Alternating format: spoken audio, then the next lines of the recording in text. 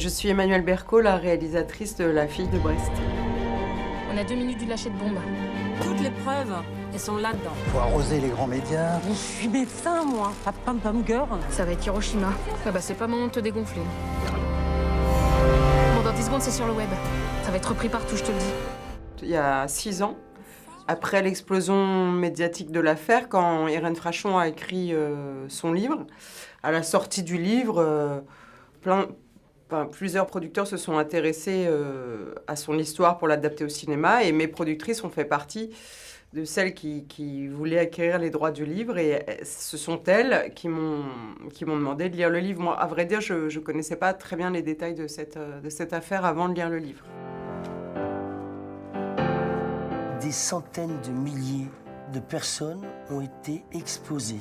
Mais ça fait 30 ans qu'il existe le Médoc, réveillez-vous les gars. Je trouve que quand on adapte une histoire vraie, c'est pas la première fois que je le fais, on se doit d'être respectueux vis-à-vis des gens qu'on représente à l'écran et de ce qu'ils ont vécu. Ça veut pas dire qu'on peut pas inventer des choses. J'ai inventé plein de choses dans l'histoire, mais en m'efforçant de ne jamais trahir ce qu'ils avaient vécu, et surtout qu'il n'y ait pas un seul de ces personnages qui voit le film et qui se sentent... qui sentent qu'il y a quelque chose de malhonnête dans la façon dont je raconte leur histoire. Donc c'était ça mon but.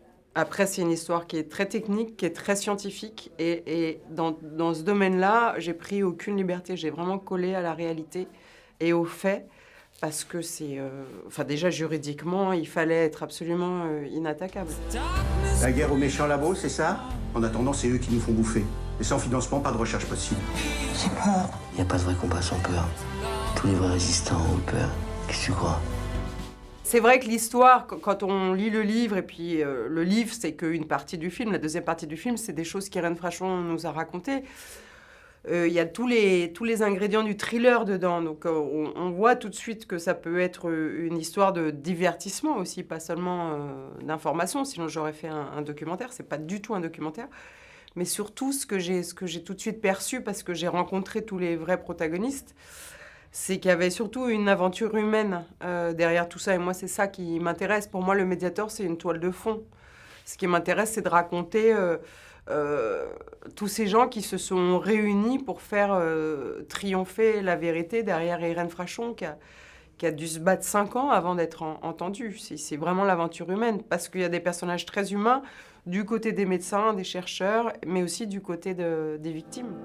Ils vont prendre certaines choses en charge, j'imagine. Pensez vraiment qu'ils vont faire ça pour des gens comme moi? Oui. On a des actrices fantastiques en France, mais c'est que moi, je n'arrivais à projeter aucune des actrices françaises dans ce personnage. J'y croyais pas, donc j'allais abandonner le film, en fait, faute d'avoir l'actrice idéale. Et puis, il se trouve que grâce à Catherine Deneuve, qui m'avait parlé de Sitze Babette Knudsen, je suis tombée sur cette actrice danoise que je connaissais absolument pas, et que le fait qu'elle soit danoise n'a jamais compté pour moi. Je m'en fiche. Tout ce que je voulais, c'était trouver la bonne personne pour ce personnage. Non mais mets-toi mieux. Moi j'aime bien. Non, mais... Oh, t'es trop mignonne.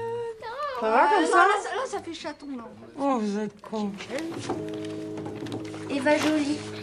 J-O-L. Oui, bonjour, c'est encore Irène Frachon, la pneumologue qui vous a fait parvenir mon livre sur le Mediator. Je suis désolée de vous bombarder avec tous ces messages, mais j'aimerais vraiment vous rencontrer. Bonjour, monsieur. Irène Frachon, ici, on n'arrive pas à se joindre. Je suis vraiment désolée parce que j'étais en consulte. Je pensais que ce serait un sujet qui pourrait intéresser... Le film, je l'ai beaucoup accompagné, pas tellement à l'étranger encore, mais à travers la France au moment de sa sortie. Beaucoup, beaucoup, beaucoup.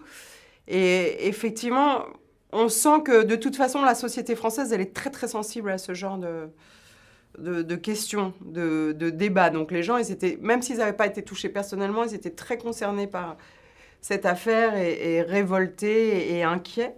Par ailleurs, j'ai évidemment eu dans certaines salles des gens qui avaient pris de ce médicament ou qui connaissaient évidemment dans leur entourage des gens qui en avaient pris et pour qui forcément le film résonne de manière très forte. Il y a beaucoup de victimes qui ont vu le film.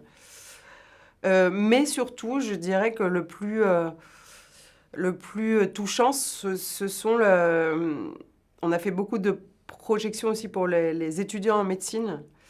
Et c'est auprès d'eux que je trouve le film a le retentissement le plus fort parce qu'ils se posent énormément de questions. Le film dénonce quand même des choses qui les inquiètent, qui les interrogent, qui leur fait peur.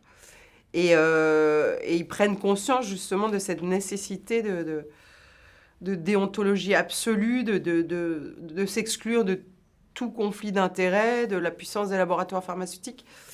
Et au lieu qu'ils rejettent le film, qui n'est pas très favorable au corps médical, ils s'en emparent vraiment comme un exemple à suivre, en fait. J'arrête, c'est fini. J'ai pas les épaules. Je n'en peux plus. Tu reviendras jamais complètement si t'as pas été au bout.